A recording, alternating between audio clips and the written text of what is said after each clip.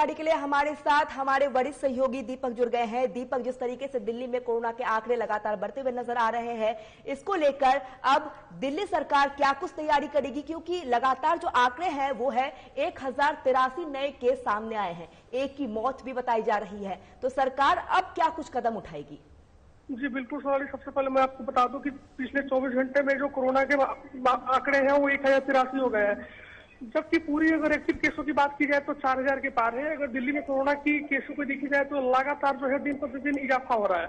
हालांकि इसको लेकर के दिल्ली सरकार जो है काफी सतर्क है। दिल्ली सरकार ने शुक्रवार को दिन अपनी नई गाइडलाइन भी जारी की। हालांकि कल भी इसकी गाइडलाइन किया, जिसमें ये दिल्ली सरकार ने स्कूल के बच्चों को कोरोना से निपटने के लिए ये नए नियम जो है अभी तक दिल्ली में ये लागू नहीं हुआ था। हालांकि ये बताया गया है स्टूडेंट और कर्मचारी बिना थर्मल स्क्रीनिंग के स्कूल परिसर में प्रवेश नहीं होंगे। स्कूल के सभी उचित तरीके से मास्क पहनेंगे, वॉश बेसिन और पानी का पर्याप्त इंतजाम होगा। स्कूल परिसर में एग्जिट और एंट्री जो है दोनों भीड़ के आधारभूत संरचना पर नहीं की जाएगी। बच्चे जो है बिल्कुल कम मात्रा में जाएंगे और एक एक करके जाएंगे, कतार से जाएंगे। टीचर जो है डेली बच्चों से पूछेंगे, उसकी तबीयत का हाल जानेंगे, उसके बाद ही उस बच्चों की जो एंट्री है वो स्कूल में होगी। हालांकि एक चीज दिल्ली सरकार ने और ये साफ कर दिया है कि पिछले साल तो पिछली सेकेंड राउंड जो कोरोना का था उसमें तो हालांकि स्कूल में कोरोना सेंटर नहीं बनाया था, लेकिन अब की बात जो है क्वारंटाइन सेंटर भी स्कूल में ही बनाया जाएगा, ताकि जो व्यक्ति अगर कोविड लक्षणों से ग्रस्त हो, कोविड लक्षण जिस बच्चों के संक्रमित हो, उसको जो है स्कूल में ही क्वारंटाइन किया जाएगा और उसके लिए वहीं पे पढ़ाई की व्यवस्था की जाएगी। हालांकि दिल्ली सरकार की ये बहुत बड़ी पहल है। कम से कम जो है 14 हॉस्पिटल को जो है किया गया इसको लेकर के, क्योंकि ये कोरोना का जो तीसरा टर्म जो है वो चरण सीमा पे है और दिन प्रतिदिन जो है कोरोना के आंकड़ों में जो है इजाफा हो रहा है। जी सुनाली। दीपक, जिस तरीके से कोरोना के आंकड़े एकाएक लगातार बढ़ते हुए नजर आए हैं, प्रशासन के लिए कितनी बड़ी ये चुनौती खड़ी हुई है? जी बिल्कुल, अगर प्रशासन की बात करें तो प्रशासन भी जो है पहले अब दिल्ली में जो है, हालांकि 10 दिन पहले ये भी नियम था कि अब मास्क वगैरह पहनने पे चालान नहीं कटेगा। हालांकि लेकिन अब ये शुक्रवार को नई गाइडलाइन के बाद ये भी आ गया है। ये नई गाइडलाइन में ये भी जोर दिया गया है कि बिना मास्क के लोग जो है सड़कों पे नहीं निकलेंगे। हालांकि ट्रैफिक नियमों का पालन करते हुए मास्क भी लगाएंगे। जितना ट्रैफिक नियम का पालन करना जरूरी है उतना ही सबसे ज्यादा मास्क भी लगाना जरूरी है। कोरोना गाइडलाइन और सोशल डिस्टेंसिंग का पालन एकदम करेंगे। प्रशासन हालांकि ये जगह जगह जो है ये कैंपेनिंग करके जगह जगह लोगों को जागरूक कर रही है कि आप जो है कोरोना से बचे और तीसरे लहर को आने मत दे। हालांकि इस तरीके को लेकर के अगर देखा जाए तो अगर स्कूल पे देखा जाए या कहीं भी देखा जाए, दुकान पर लिखा जाए तो हालांकि अभी तो दुकान या लॉकडाउन की स्थिति को लेकर के अभी कुछ नहीं बताया गया, लेकिन प्रशासन जो है इस मैटर पे काफी सतर्क है और लोगों से सावधानी बरतने की बात कर रही है। दीपक, लेकिन ये भी जानना चाहूंगी मैं, जिस तरीके से कोरोना के कारण एक व्यक्ति की मौत की खबर भी सामने आई है, प्रशासन पर भी ये बहुत बड़ा सवाल खड़ा होता है। जिस तरीके से बीच में मास्क बंद कर दिया गया था, यह कहीं ना कहीं लोगों की लापरवाही बढ़ती भी ज्यादा नजर आई, इसके वजह से ही ये आंकड़ों में इजाफा देखने को मिला है। जी बिल्कुल, आपका कहना बिल्कुल एकदम सही है। हालांकि 1-2 महीना पहले जो ये स्थिति आ रही थी, हालांकि मेट्रो या बस सेवा जो भी थी उसमें पहले हुआ ये था कि पहले कोविड गाइडलाइन में 50% सवारी बैठा करके इधर उधर लोग यात्रा करते थे, लेकिन सबसे बड़ी बात यह है कि जब से ये बंद हुआ है पूरे 100% जो है सवारी जो है यात्रा लोग कर रहे हैं। इसको लेकर के काफी कहीं ना कहीं ये अभिशाप साबित हो सकता है और ये प्रशासन को बिल्कुल सवाल ये खड़ी हो सकती है कि प्रशासन एक तरीके से देखा जाए तो लापरवाह तो है ही, लेकिन सबसे बड़ी बात यह है कि प्रशासन की जिम्मेदारी है कि लोगों को जागरूक करे और कोरोना गाइडलाइन के नियमों को पालन करने के संदर्भ में सभी को जागरूक करे और सबको दिशा निर्देश दे और उचित जो है उसकी प्रक्रिया को समझाए।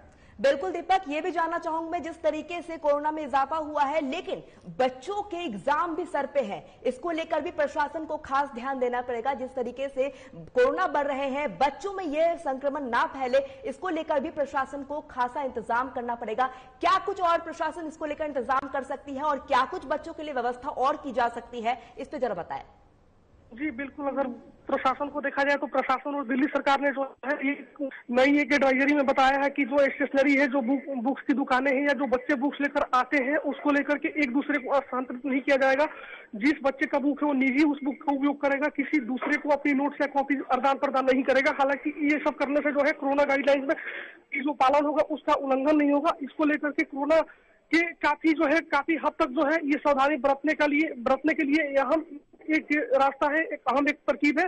हालांकि प्रशासन ने इस चीज को और ध्यान में दिया है, दिल्ली सरकार भी इस चीज को लेकर के चिंतित है। कहीं ना कहीं अगर कोरोना का मामला ऐसे ही लगातार बढ़ता है तो बच्चों की जो एग्जाम है, बोर्ड की जो परीक्षा है, उस पर काफी गहरा असर देखने को मिलेगा। लेकिन सबसे बड़ी बात यह कि इसको लेकर के प्रशासन और सरकार दोनों जो है काफी चिंतित है और हर प्रकार की एकदम सरकार की अपनी नई कोशिश है, नई उमंग है कि भाई कोरोना को रोका जाए, ताकि बच्चों की पढ़ाई और बच्चों की जो उज्जवल भविष्य है उसको लेकर के बिल्कुल ध्यान दिया जाए, ताकि उसकी पढ़ाई डिस्टर्ब न हो और पेपर जो है, एग्जाम जो है सही टाइम पे हो। स्वास्थ्य मंत्रालय ने कोरोना के बढ़ते केसों को देखते हुए एहतियात बरतने की सलाह दी है और कोविड प्रोटोकॉल का पालन करने की भी सलाह दी है। लेकिन अस्पतालों का क्या हाल है? जिस तरीके से कोरोना के मामले बढ़ रहे हैं, अस्पतालों में भी इसको लेकर, क्योंकि बीच में कोरोना के जो मामले थे वो स्थिर नजर आ रहे थे, ज्यादा आंकड़े बढ़ते हुए नजर नहीं आ रहे थे। लेकिन जिस तरीके से दिल्ली में एकाएक कोरोना के जो मामले एकाएक बढ़ने लगे हैं, अब अस्पतालों में भी इसको लेकर व्यवस्था और भी सख्त करने की जरूरत है और भी व्यवस्था करने की जरूरत सामने आ सकती है। जी बिल्कुल, अगर अस्पतालों की देखी जाए तो अस्पतालों में और भी जो है कड़ी एग्जाम जो है मुहैया कराई जाएगी। हालांकि सरकार ने इस चीज को लेकर के ये साफ कह दिया है कि जिस तरीके से ऑक्सीजन वगैरह या जो भी कोरोना गाइडलाइंस या कोरोना के मरीजों के लिए जो भी उपयोगी संसाधन है, जो भी मेडिसिन दवाई हो, वो प्रचुर मात्रा में हर अस्पताल में जो है उपलब्ध कराई जाए। कोरोना गाइडलाइन के पालन करते हुए कोरोना के बेड तथा हॉस्पिटल में उच्च क्वालिटी, उस तरीके की जो है जो भी दवाई मेडिसिन या जो भी आवश्यकता से जुड़ी सामग्री उसकी मुहैया कराई है। हालांकि सरकार जो है, ये एक बैठक हुई थी, इस बैठक में ये मनीष सिसोदिया, अनिल बैंजल वगैरह ये जो भी थे, ये सारे, हालांकि सतेंद्र जैन भी इनको साथ ही बोल दिए हैं, बता दिए हैं। उनका कहना है कि कोरोना से लेकर के हम सब साथ मिलकर के काम करेंगे और कोरोना पे हमारी जीत होगी और ये तीसरा टर्म जो है इसको हम आने नहीं देंगे।